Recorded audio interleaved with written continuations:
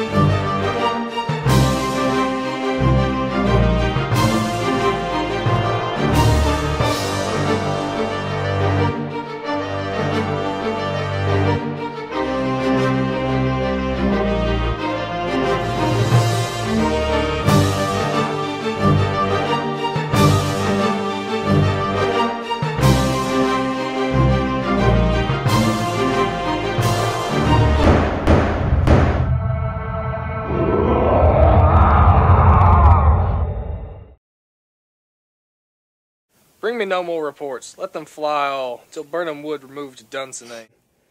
I cannot taint with fear. What's the boy Malcolm? Was he not born of virus? The spirits that know all mortal consequence have not pronounced me thus. Fear not, Macbeth. No man that's born of virus shall e'er have power upon thee. Then fly, false things, and mingle with the zombie epicures. The mind I sway, by the heart I bear, shall never sag with doubt, nor shake with fear.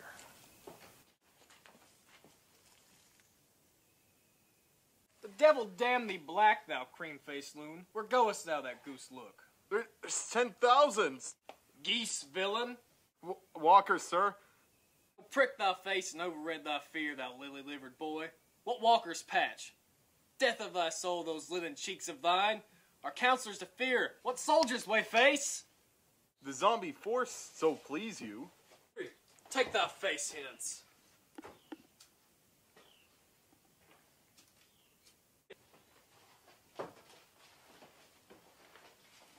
Seaton, I am sick at heart. When I behold, Seaton, I say, this push will cheer me ever, deceit me now. I have lived long enough, my way of life has fallen to the seer, the yellow leaf. And that which should accompany old age, as honor, love, obedience, troops of friends, I must not look to have, but in their stead. Curses not loud but deep, mouth, honor, breath, which enter the poor heart but fain deny, and dare not, Seaton. What is your gracious pleasure? What news more? All is confirmed, my lord, which was reported. I'll fight till from my bones my flesh be hacked. Give me my armor. 'Tis not needed yet. I'll put it on. Send out more horses. Scur the country round. Hang those that talk of fear. Give me mine armor. How is your patient, doctor? Not so sick, my lord, as she has trouble with thick-coming fancies that keep her from her rest.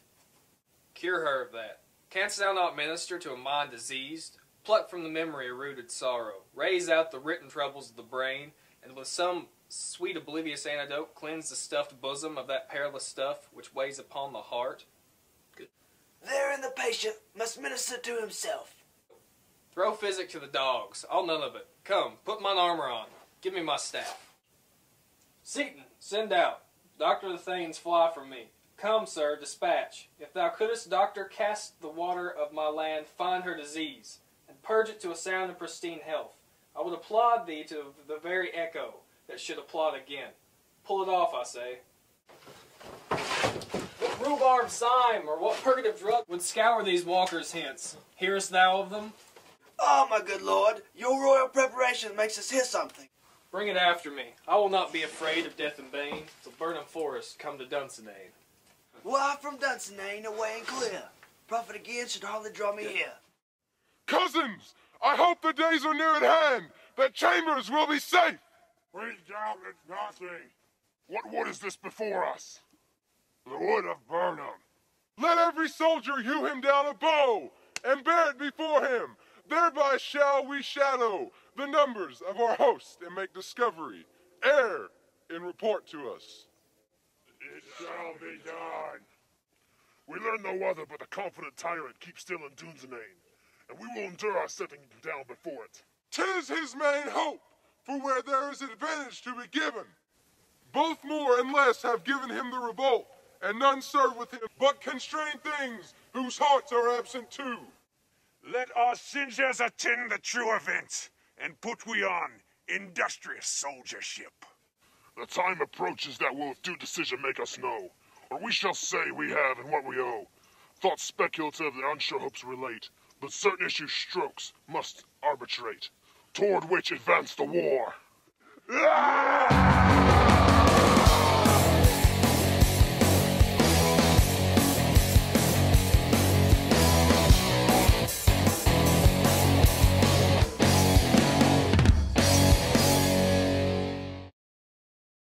Board up the windows on the outward walls. The cry is still they come. Our house's strength will laugh a siege to scorn.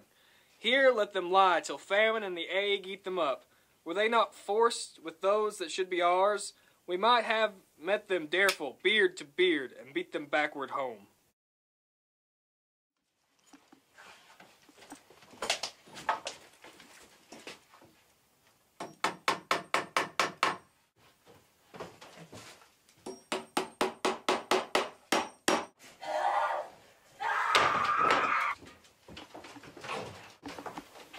What is that noise? That is the cry of women, my good lord.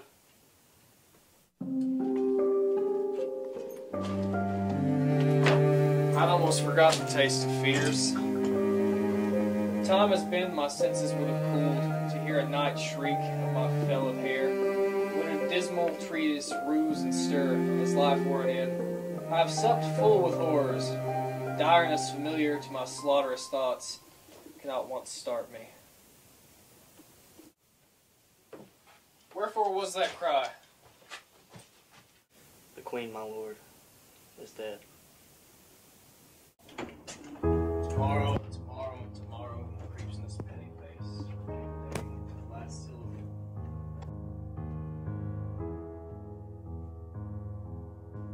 In all our yesterdays, wide pools, dusty death, a wild grief kindled. Life's but a walking shadow. A poor player that struts and frets his hour upon the stage, and is heard no more. His tale told by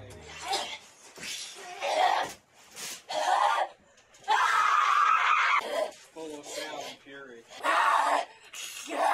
signifying nothing.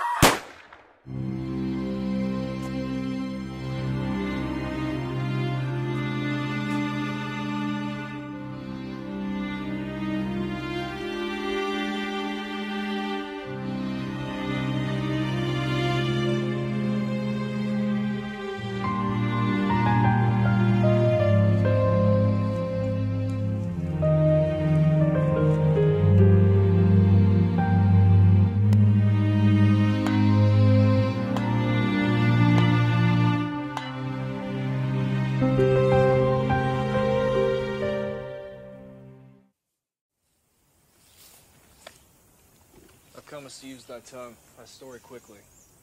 Gracious my lord, I shall report that which I say I saw, but know not how to do it. Well, say, sir. As I did stand my watch upon the hill, I looked toward Burnham and anon, and methought the wood began to move. Liar and slave! Let me endure your wrath. If it be not so, within this 3 mile you may see it coming. I say a moving grove. If thou speakest false, upon the next tree shalt thou hang alive, till famine cling thee. If thy speech be sooth, I care not if thou dost for me as such. I pull in resolution, and begin to doubt the equivocation of the fiend that lies like truth. Fear not till Burnham Wood come to Dunsinane. And now Wood comes to Dunsinane, arm, and out. If this which he avouches does not appear, there is nor flying hence nor tarrying here. I again be wary of the sun, and wish the estate o' the world were now undone. Ring the alarm bell, blow wind, come rack, at least we'll die with harness on our back.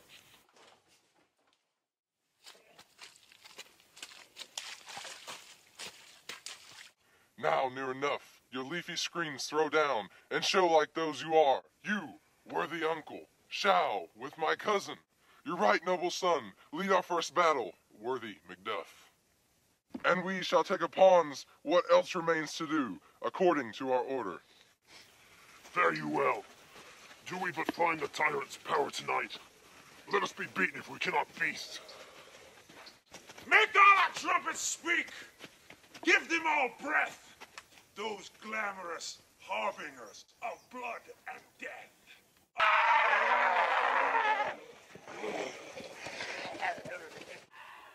Lies like truth. Fear not till Burnham would come to Dunsinane, and now it would come to Dunsinane.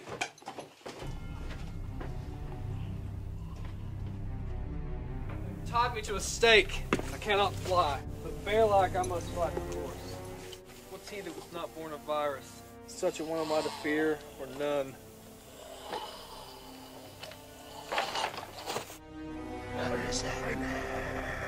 Not be afraid to hear it.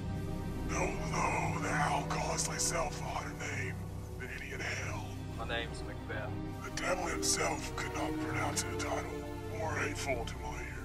No, nor more fearful. Thou liest before his dart with my sword. I'll prove the lie thou speakest.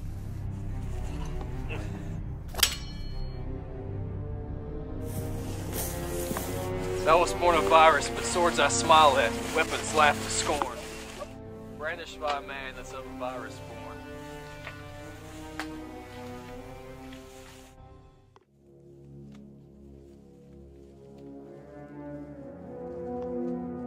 That way the noises! Tyrant, show thy face! If thou beest slain with no stroke of mine. My wife and children's ghost will haunt me still. I cannot strike at wretched crows whose arms are hired to bear their stain. Either thou, Macbeth, or else my sword with an unbattered edge. I sheath again unheeded. There thou shouldst be. By this great clatter, one of greatest note seems bruited. Let me find him, Fortune, and more I beg. This way, my lord. The castle's gently rendered. The tyrant's people on both sides do fight. The noble thanes do bravely in the war. The day almost itself professes yours. And little is to do. We have met with foes that strike beside us. Enter, sir, the castle.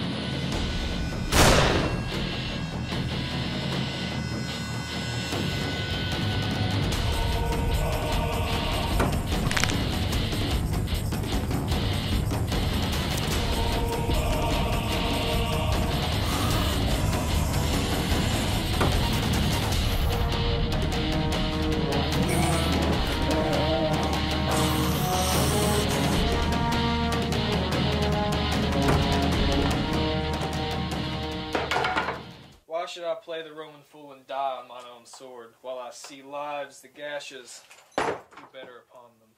Turn, human, turn. Of all walkers I've avoided thee. My soul is much charred, with blood of thine already. I have no words. My voice is in my teeth. Thou bloodier villain than terms can give thee out.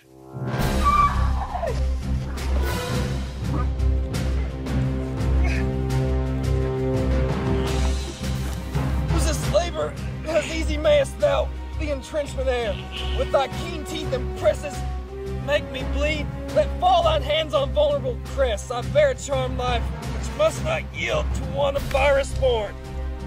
Despair thy charm, and let the angel who still hast served till thee Macduff was from virus alive, not yet gone cold. Cursed be the tongue that tells me so, for it hath cowed the better part of man. The palter with us in the double sense that keep the word of promise to our ear and break it to our hope. I will not fight with thee. And yield thee, coward. And live to be the show and gaze of a time. We'll have thee, as our rarer monsters are, painted on a pole and underwrit. Here may you see the tyrant. I will not yield! Kiss the ground before young Malcolm's feet and be abated with the rabble's curse. Though Burnham would come to Dunsinane and though opposed being of no virus born, yet I will try the last. Before my body I will throw my warlike shield. Lay on, Macduff, and damned be him that first cries, hold enough.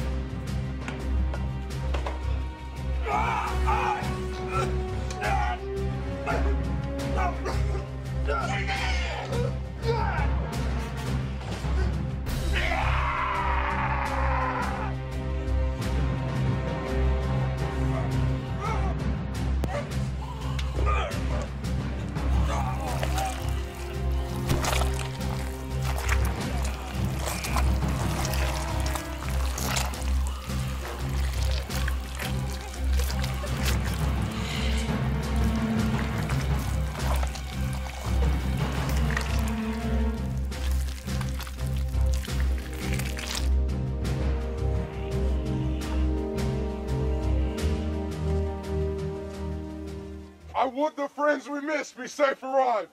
Some must go off, and yet by these I see, so great a day as this is cheaply bought. Your son, my lord, has paid Walker's debt. He only lived but till he was a man, the which no sooner had his prowess confirmed. In the unshrinking station where he fought, but like a man he died. Then he is dead? Aye, and brought off the field.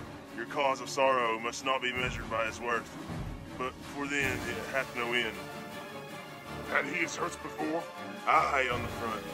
Why then, hell's walkers be he? Had I as many sons as I have heirs, I would not wish them to a fairer death, and so his meal is nulled. He's worth more sorrow, and then I'll spin for him.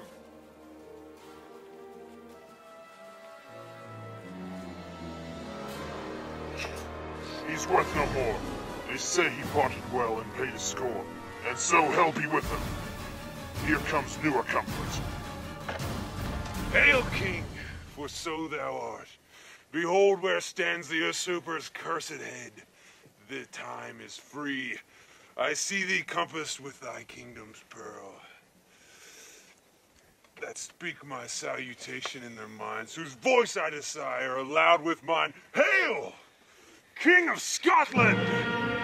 We shall not spend a large expense of time before we reckon with your several loves, and make us even with you. My thanes and kinsmen henceforth be earls, the first in ever Scotland, in such an honor name.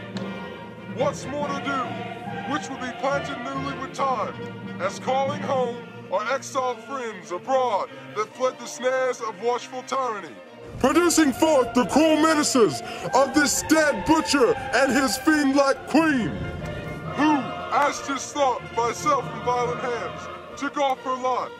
This, and what needful else that calls upon us, by the grace of grace, we will perform in measure, time, and place. So thanks to all at once, and to each one whom we invite to see his crown and scone.